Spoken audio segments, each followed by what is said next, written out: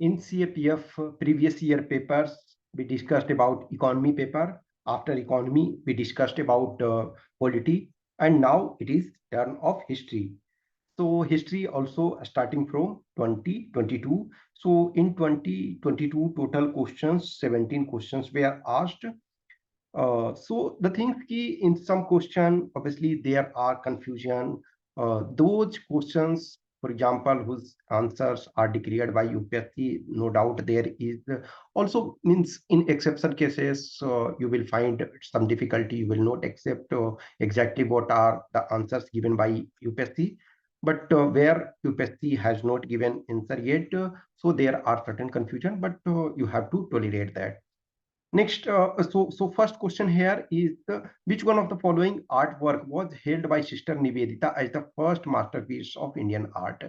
जो सिस्टर निवेदिता थी वो विवेकानंद जी की फॉलोअर थी, वो फॉरेनर थी। तो विवेकानंद से प्रभावित होकर के वो इंडिया आई और इंडिया के बारे में बहुत सारी चीजें उन्होंने जानना शुरू किया। तो ये इनके अनुसार, जो सिस्टर निवेदिता के अनुसार, निम्नलिखित में से किस कलाकृति की प्रशंसा भारतीय कला की पहली महान कृति के रूप में की? अब ये देखो, जितने भी ये हैं जो इंडियन आर्ट हैं, उस सब के सब अपने आप में मास्टरपीस हैं, लेकिन ये स्टेटमेंट कह रहा है सिस्टर निवेदिता के द्वारा कि फर्स्ट मास्टरपीस। देखो, जो भारत माता बाई अवनींद्रनाथ टैगोर, तो अवनींद्रनाथ टैगोर जो थे रविन्द्रनाथ टैगोर जी के नेफ्यू थे, भतीजे थे।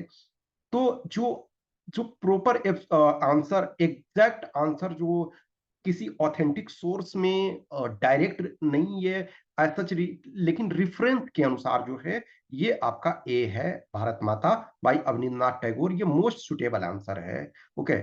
Next, Arjuna and Subhadra by Raja Ravi Varma. Raja Ravi Varma भी एक महान पेंटर थे। तो ये next, Sita in captivity in Lanka by Abanindranath Tagore और सती बाय नंदलाल बोस। तो ये सारे के सारे जो है फेमस कृति हैं, लेकिन जो ये सिस्टर निवेदिता के द्वारा इसको कहा गया है, तो ए इसका करेक्ट आंसर है। नेक्स्ट है बैटल ऑफ राक्षसी तंगड़ी। तो राक्षसी तंगड़ी इज पॉपुलरली नोन एज, तो battle of Talikota. Battle of Talikota जो है वो 23 जनवरी 1565 को फाउट हुआ।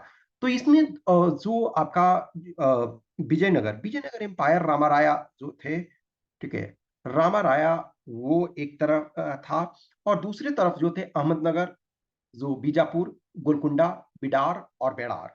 तो ये 5 स्टेट थे, अहमदनगर, बीजापुर, गोलकुंडा, बिडार और बेरार।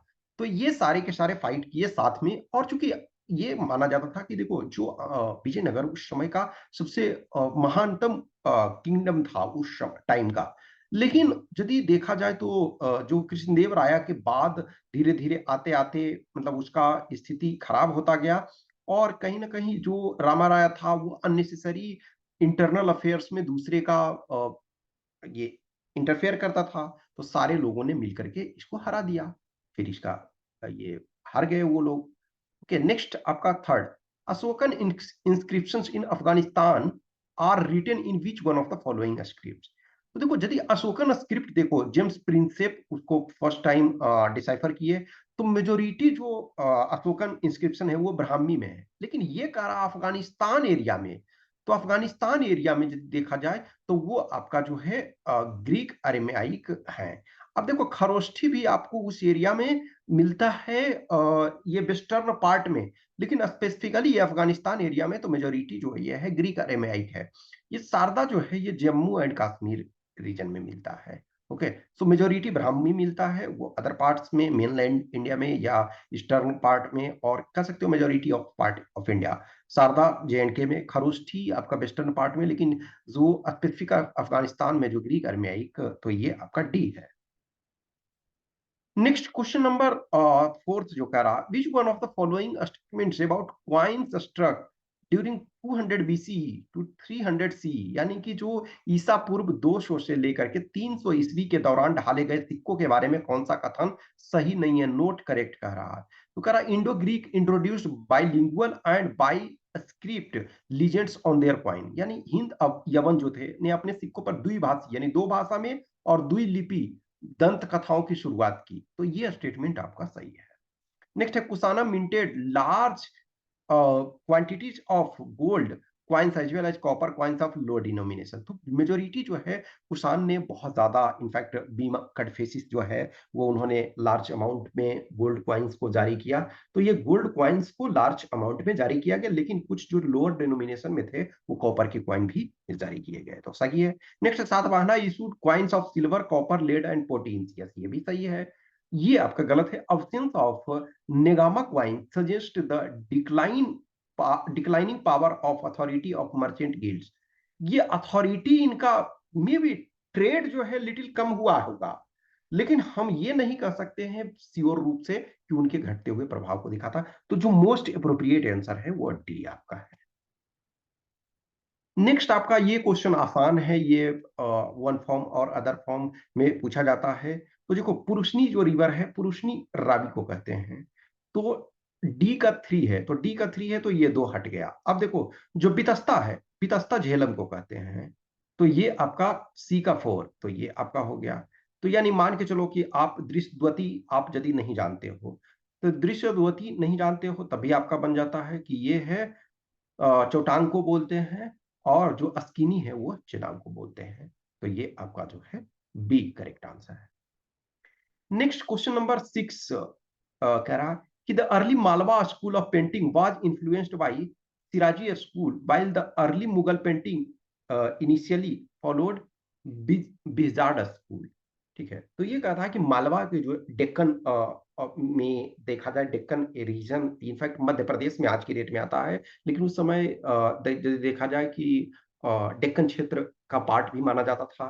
तो या फिर कह सकते हो कि गुजरात जो वाला एरिया, गुजरात पर कोई विजय प्राप्त करना चाहता था तो वो मालवा पर कंट्रोल जो है उसका जरूरी था। तो मालवा ये स्कूल पेंटिंग जो है सिराजी स्कूल से इन्फ्लुएंस थे, और मुगल पेंटिंग जो अर्ली थे वो बिजार्ड से ये स्कूल से थे। तो ये फर्स्ट सही है आपका first statement. Second statement, the major exponents of Bihzad school in India were Syed Ali and Abdus Shamshad. ये इसको कहा जाता है कि ईरान से जो हुमायूं ने इनको लाया था। तो जो मोस्ट अप्रोप्रिएट आंसर है आपका सी है। नेक्स्ट क्वेश्चन नंबर 7 का रहा है which one of the following statements about Tolkappiyam is not correct.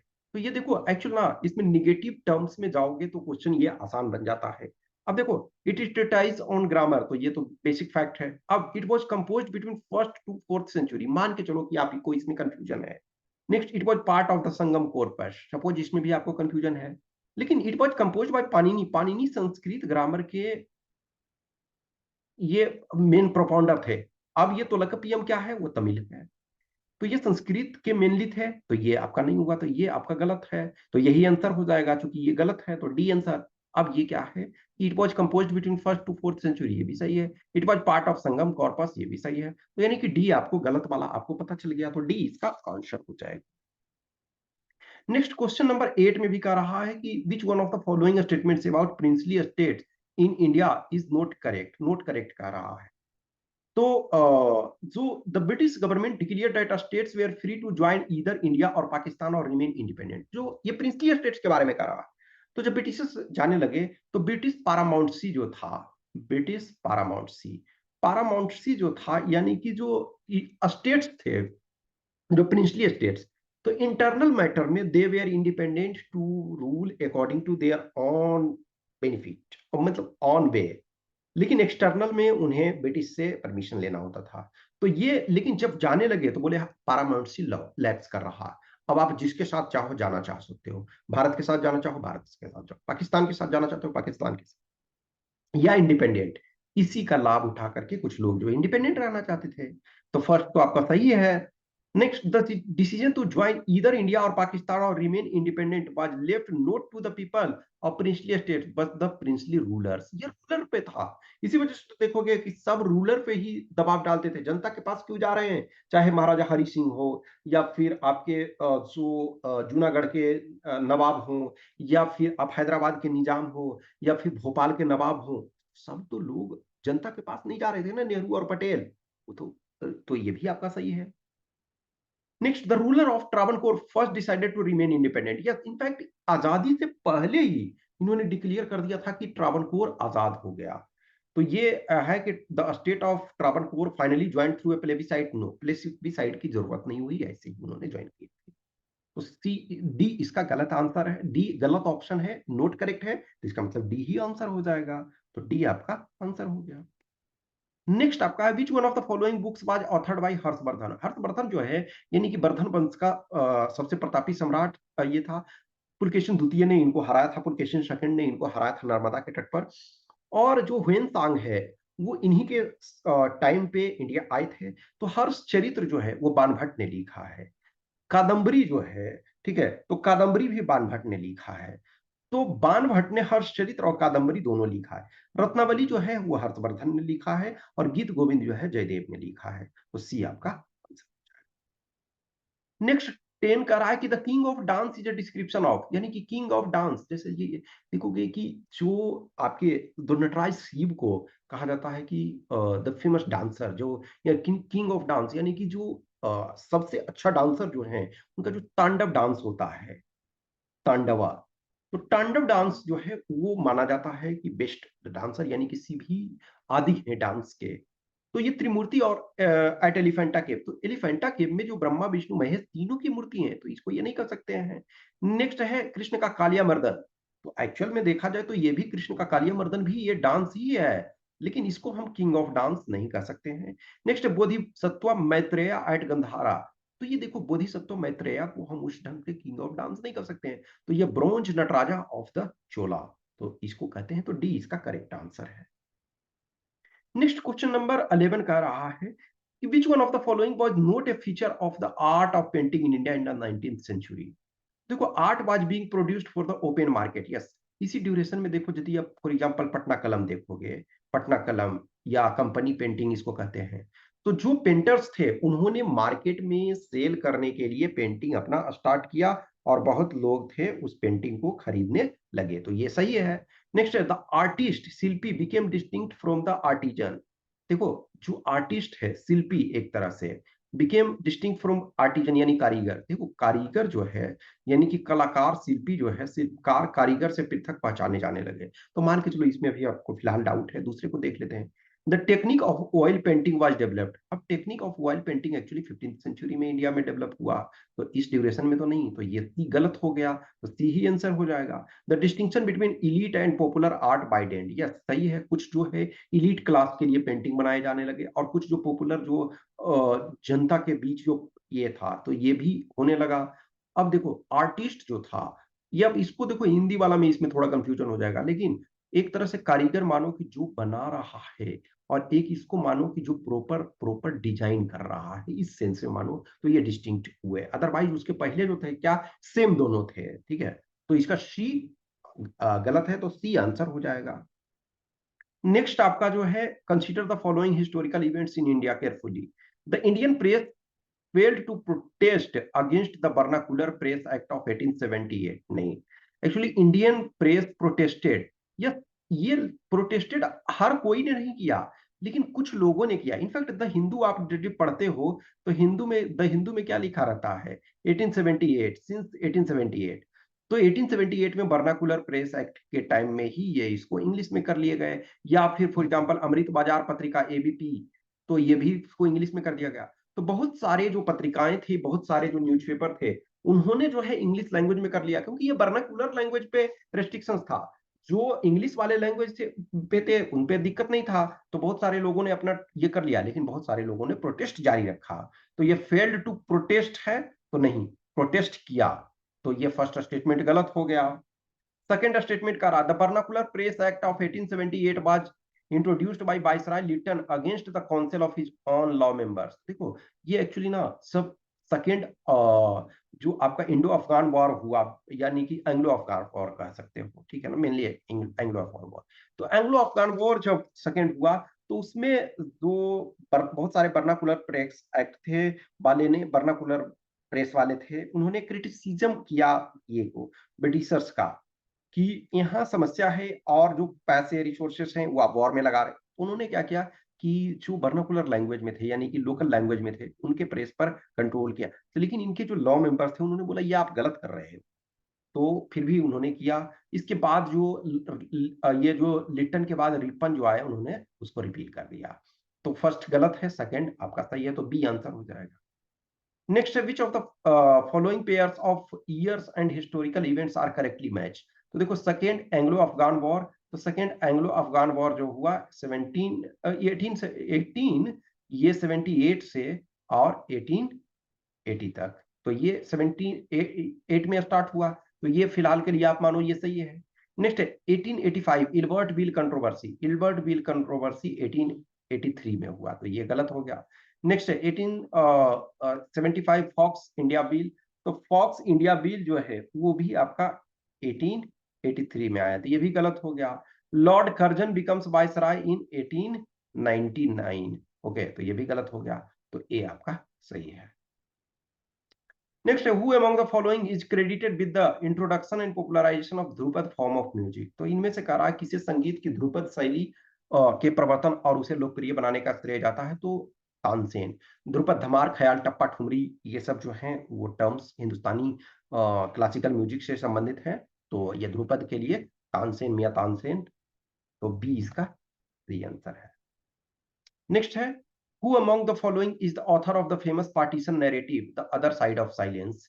तो एक्चुअली देखा जाए तो ये करंट का कह सकते हो क्वेश्चन, लेकिन हिस्टोरिकल एस्पेक्ट के पॉइंट ऑफ व्यू से है, तो इस पे हमने लिया है, तो ये उर्वशी बुटालिया ये है। तो अमृता प्रीतम देखोगे कि एक पिंजर, शायद आपने मूवी देखा होगा, मनोज बाजपेयी और उर्मिला मातोंडकर, इसमें और लोग हैं लेकिन लीड रोल में ये दोनों हैं, तो ये मतलब अच्छा ये उस पर लिखा हुआ है।